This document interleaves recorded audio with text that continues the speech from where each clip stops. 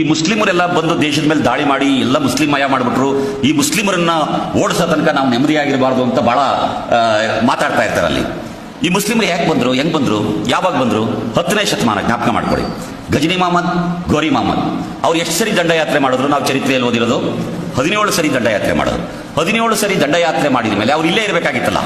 ಅವರು ಧರ್ಮ ಪ್ರಚಾರಕ್ಕಾಗಿ ಬಂದಿದ್ರೆ ಅಥವಾ ರಾಜ್ಯಭಾರ ಮಾಡುವುದಕ್ಕೆ ಬಂದಿದ್ರೆ ಅವ್ರು ಇಲ್ಲೇ ಇರಬೇಕಾಗಿತ್ತು. ಇರಲಿಲ್ಲ. ಅವ್ರೇನ್ ಮಾಡಿದ್ರು? 17 ಸರಿ ದಂಡಯಾತ್ರೆ ಮಾಡಿದ್ರು, ಹೊತ್ಕೊಂಡು ಸಂಪತ್ತು ಹೊತ್ಕೊಂಡು ಹೊಡೋದು. ಕೊನೆಗೆ ಹೋಗ್ಬೇಕಾದ್ರೆ ಒಬ್ಬ ಗುಲಾಮನ್ನು ಇಲ್ಲಿ ಬಿಟ್ಟು ಹೋಗ್ತಾರೆ. ಅದು ಗುಲಾಮಿ ಡೈನೆಸ್ಟಿ, ಸ್ಲೇವ್ಸ್ ಡೈನೆಸ್ಟಿ, ಮೊದಲೇ ಮುಸ್ಲಿಮರ ದೊರೆಗಳ ಆಡಳಿತ ಶುರುವಾಗೋದು. ಅವ್ರು ದಾಳಿ ಮಾಡೋರು ಎಲ್ಲಿ ದಾಳಿ ಮಾಡ್ತಾ ಇದ್ರು? ಈ ಸಂಪತ್ತು ಕ್ರೋಢೀಕರಣ ಆಗಿತ್ತಲ್ಲ, ಎಲ್ಲಿ ಅಂದ್ರೆ ದೇವಾಲಯಗಳಲ್ಲಿ ಸಂಪತ್ತು ಕ್ರೋಢೀಕರಣ ಆಗಿತ್ತು. ಆಮೇಲೆ ಇವರು ಪುರೋಹಿತರ ಮನೆಗಳಲ್ಲಿ ಸಂಪತ್ತು ಕ್ರೋಢೀಕರಣ ಆಗಿತ್ತು. ಅಲ್ಲಿ ದಾಳಿ ಮಾಡೋರು ಮತ್ತು ಪ್ರತಿರೋಧ ಇಲ್ಲ ಅಲ್ಲಿ. ಅವರು ಯಾವುದೋ ಒಬ್ಬ ಹೊಲ ಉಳೋ ರೈತನ ಮೇಲೆ ದಾಳಿ ಮಾಡಿದ್ರೆ ಅಥವಾ ನಮ್ಮ ಹಳ್ಳಿ ಒಳಗೆ ಯಾರೋ ಒಕ್ಕಲಿಗರು ಗುಂಪು ಕಟ್ಕೊಂಡು ಕುರುಬರು ಇವರೆಲ್ಲ ಇರೋ ಕಡೆ ದಾಳಿ ಮಾಡಿದ್ರೆ ಹೊಡೆದು ಕಳಿಸ್ಬಿಡೋರು. ಅಥವಾ ನೇಗಿಲು, ಕತ್ತಿ, ಮಚ್ಚು, ಕುಡ್ಲು ಎಲ್ಲ ಇರೋ ಹೊಡೆದು ಕಳಿಸ್ಬಿಡೋರು. ಅವ್ರು ಹೋಗಿ ಅಗ್ರಹಾರಗಳ ಮೇಲೆ ದಾಳಿ ಮಾಡೋರು. ಅಗ್ರಹಾರಗಳ ಮೇಲೆ, ದೇವಾಲಯಗಳ ಮೇಲೆ ದಾಳಿ ಮಾಡಿ. ಯಾಕೆಂದ್ರೆ ಸಂಪತ್ತು ಸಾವಿರಾರು ವರ್ಷಗಳಿಂದ ಅಲ್ಲಿ ಶೇಖರಣೆ ಆಗಿತ್ತು. ಸಂಪತ್ತು ಸಮಾನವಾಗಿ ಎಲ್ಲರಿಗೂ ವಿಭಜನೆ ಆಗಿದ್ದಿದ್ರೆ, ಹಂಚಲ್ಪಟ್ಟಿದ್ದಿದ್ರೆ ನಮ್ಮ ದೇಶದಲ್ಲಿ ಅವತ್ತಿಗೂ ಬಡತನ ಇರಲಿಲ್ಲ, ಇವತ್ತಿಗೂ ಬಡತನ ಇರೋ, ಇವತ್ತಿಗೂ ದೇವಾಲಯಗಳ ಸಂಪತ್ತನ್ನು ಹೊರಗಡೆ ತಂದು ಹಂಚಿದ್ರೆ ನಮ್ಮ ದೇಶದ ಬಡತನವನ್ನ ನೀಗಿಸಬಹುದು ನಾವು.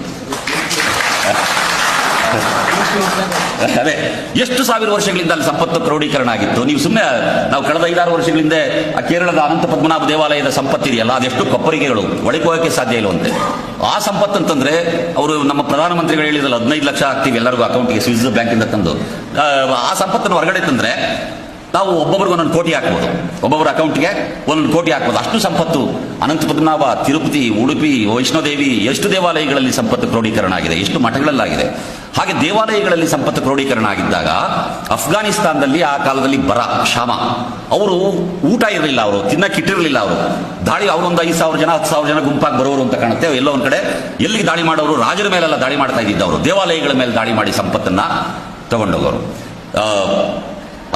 ನೋಡಿ, ಆ ಗ್ರೀಕ್ನ ಒಬ್ಬ ಮೆಗಾಸ್ತಾನಿಸ್ ಅಂತ ಹೇಳಿ ಒಬ್ಬ ಯಾತ್ರಿಕ, ಅವನು ಬರೆಯುವಂತ ಒಂದು ಮಾತು, ನಾವು ಇಂಡಿಕಾ ಅಂತ ಒಂದು ಪುಸ್ತಕದಲ್ಲಿ ಬರೆಯುವಂತ ಮಾತನ್ನು ನೀವು ಗಮನಿಸಬೇಕು.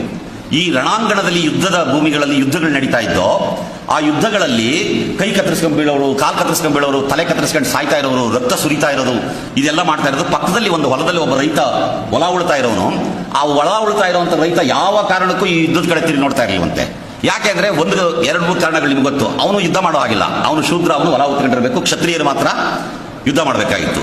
ಇನ್ನೊಂದೇನು ಅಂತಂದ್ರೆ, ನಾನು ಯೋಚನೆ ಮಾಡಿದ್ದು, ನಾಳೆ ದಿವಸ ಇವರಿಬ್ಬರಲ್ಲಿ ಯಾರೋ ಒಬ್ಬ ಗೆದ್ದು ಬರ್ತಾನಲ್ಲ, ಗೆದ್ದು ಬಂದವನು ಬೀಳೋದು ಯಾರ ಮೇಲೆ? ತೆರಿಗೆ ಕೊಡುವಂತ ಈ ರೈತರ ಮೇಲೆ ಬೀಳ್ತಾನೆ. ಇವನು ಮಳೆ ಒಯ್ದೈತೆ, ಹೊಲ ಉತ್ಬಿಟ್ಟು ಏನ್ ಬೆಳೆ ತೆಗಿಬೇಕು ತೆಗಿದೇ ಇದ್ರೆ ನಾಳೆ ಅವರಿಗೆ ಕಂದಾಯ ಕಟ್ಟಕ್ಕಾಗಲ್ಲ. ಅದಕ್ಕೆ ತನ್ಪಾಡಿ ತಾನು ಹೊಲ